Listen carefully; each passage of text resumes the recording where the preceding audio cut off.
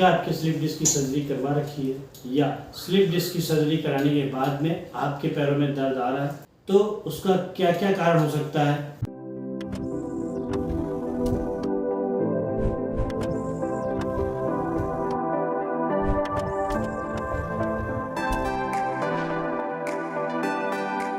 नमस्कार दोस्तों, मैं डॉक्टर मनीष यादव। आज हमारा यही टॉपिक है। देखिए, जो स्लिप डिस्क और सciatica है, इसमें क्या होता है कि जो हमारी डिस्क होती है वो दो वर्टिब्रा के बीच वाली वो डिस्क बाहर निकल के हमारी स्पाइनल कॉर्ड को कंप्रेस करने लगती है और लिगामेंटम फ्लेबम को तोड़ करके नर्व के अंदर चली जाती है। तब वो पेशेंट को दिक्कत देती है, जिसे हमारे सर्जन देख करके तब सर्जरी की सलाह देते हैं। अब इसमें कुछ विशेष प्रकार की सर्जरी होती है, जैसे कि डिसेक्टोमी, लेमिनेक्टोमी। इस तकनीक के माध्यम से वो सर्जरी करते हैं और इस सर्जरी में डिस्क को काट करके वहाँ से हटा दिया जाता है।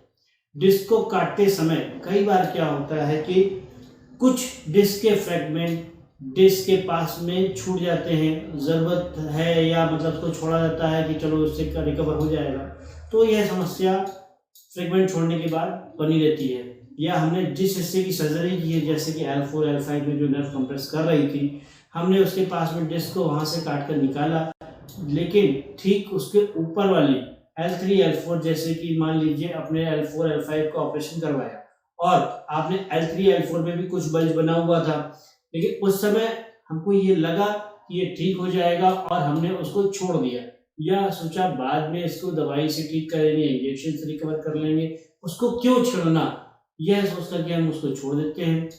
बाद में वही पेशेंट की सर्जरी होने के बाद जब वो पेशेंट चलना स्टार्ट करता है, तो वो जो फ्रैगमेंट हमने छोड़ा हुआ था या जो बल्ज हमने सोचा था कि ठीक हो जाएगा दवाइयों से, वही फ्रैगमेंट ही पेशेंट को पेन करने लगता है। यही इसका रीज़न है। इसके अलावा भी कई बार जो सर्जरी होती है उसके फेल होने के कई कारण बनते हैं कि बाई चांस पेशेंट को बहुत ज़्यादा हाई शुगर है, और शुगर में क्या होता है, मसल्स हमारी कमज़ोर हो जाती है, विटामिन B12 कम हो जाता है। जो पेशेंट है वो हाई शुगर में मसल्स की स्ट्रेंथ रिकवर नहीं कर पा रहा है, और मसल्स की स्ट्रेंथ ना रिकवर कर पाने की वजह से हमारी डिस्क पूरी तरीके से प्रॉपर वर्क नहीं करती है, बैठ जाती है, फिर पेशेंट को दोबारा से दर्द होने लगता है और खड़ा नहीं हो पाता है। तो ऐसे केसेस में आर्टिफिशियल डिस्क डालनी पड़ती है। अब मान लीजिए किसी पेशेंट ने डिस्क का ऑपरेशन कराया और आर्टिफिशियल डिस्क डलवा ली, डिस्क डलवाने के बाद में भी मसल्स में अगर स्ट्रेंथ नहीं रहेगी, तो आप ऐसे में पेशेंट को दिक्कत आएगी और वैसे कैसे खड़ा होगा। इसमें होता क्या है, जब पेशेंट को हाई ग्लूकोज हाई शुगर होने की वजह से यूराइटिस होने लगता है। यूराइटिस का मतलब है कि मांसपेशियों में सूजन आने लगती है। मांसपेशियों में अगर सूजन आ जाती है तो लगातार पैरों में दर्द आ जाता है, न्यूरोपैथी हो जाती है, तो आदमी को झंझनाहट सी महसूस होने लगती है।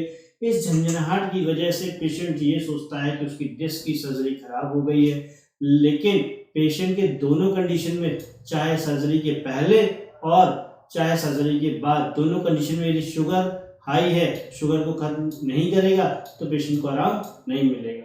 लेकिन यदि हम बात करें अपनी वेस्टर्न मेडिसिन कल्चर की या एलोपैथिक मेडिसिन की, तो वो क्या करते हैं, हमको अपनी बीमारी के साथ में जिंदा रखते हैं। मतलब कि आपको कोई बीमारी हो गई तो आप उसकी दवा खाते रहिए और चलते रहिए। मेरी बात को आप समझिएगा, ऐसे आप बीमारी को पूरी तरीके खत्म नहीं हो रही है, यानी कि जिस दिन आपको शुगर हो जाती है वो पूरी लाइफ तक शुगर लगातार बनी रहती है, वो खत्म नहीं होती है। शुगर को अगर हम प्रॉपर दवाइयों के माध्यम से नेचुरल तरीके से रूट से हटा दें तो ठीक होगा।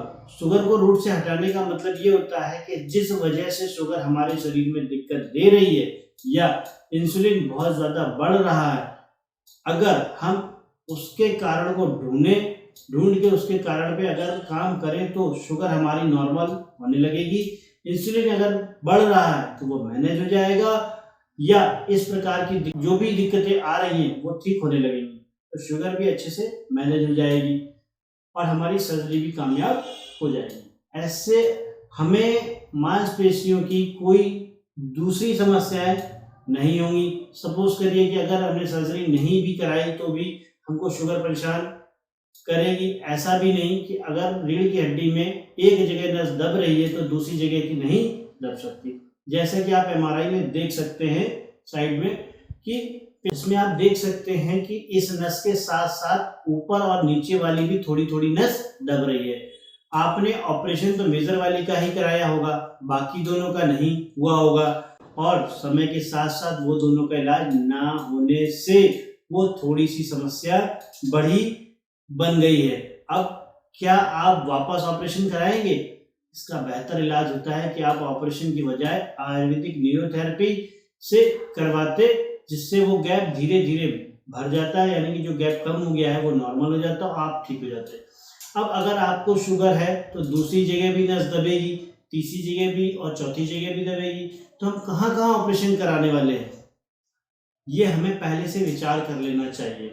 तो यही एक बड़ा कारण है कि स्लिप डिस्क में जो भी सर्जरी होती है उसके फेल होने के यही सबसे बड़े कारण है, क्योंकि जहाँ भी हम जाते हैं वो डॉक्टर हमेशा यही बोलते हैं कि मेरे केस 100% ठीक हो रहे हैं, लेकिन यदि हम बात करें वर्ल्ड लेवल की तो हम पाएंगे कि जो स्पाइनल की सर्जरीज हैं वो केवल 5 से 10% ही ठीक हो रही हैं, बाकी तो वो फेल हो जाती हैं। स्लिप डिस्क के ऑपरेशन के कई खतरे होते हैं जिसे आपको जानना बहुत जरूरी है। इस वीडियो के बाद आपसे यही अनुरोध रहेगा कि सर्जरी करने से पहले शुगर को अच्छे से समझ लें, बीपी को अच्छे से समझ लें, थायराइड को बहुत अच्छे से समझ लें कि अगर पेशेंट को बहुत ज्यादा थायराइड बढ़ा हुआ है, उसका विसरल फैट बढ़ा हुआ है यानी कि तोंद निकली हुई है, तो भी उसकी सर्जरी फेल होने के पूरे चांसेस हैं।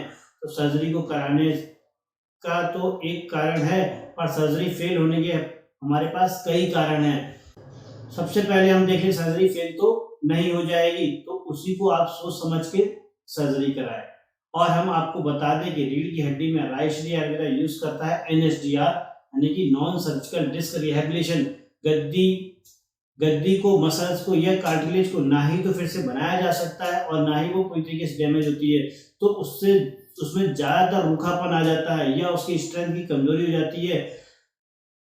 कमजोरी की वजह से ये दिक्कतें आना शुरू हो जाती हैं। उसका न्यूक्लियस पल्पोसा जब उससे निकल जाता है या वात की अधिक वृद्धि हो जाने की वजह से कार्टिलेज में रुक्षता आ जाती है, तो हमें स्नेहन स्वेदन या पंचकर्मा थेरेपी या न्यूरोथेरेपी के माध्यम से हम उसको स्ट्रेंथ दे पाते हैं और इस पेशेंट में ज़्यादा लंबे समय तक ठीक होने की अपेक्षा करते हैं। मैं तो ये कहूँगा कि जितना पेशेंट सर्जरी में ठीक होता है उसके बराबरी ही हमारी NSDR थेरेपी में भी पेशेंट को आराम मिलता है।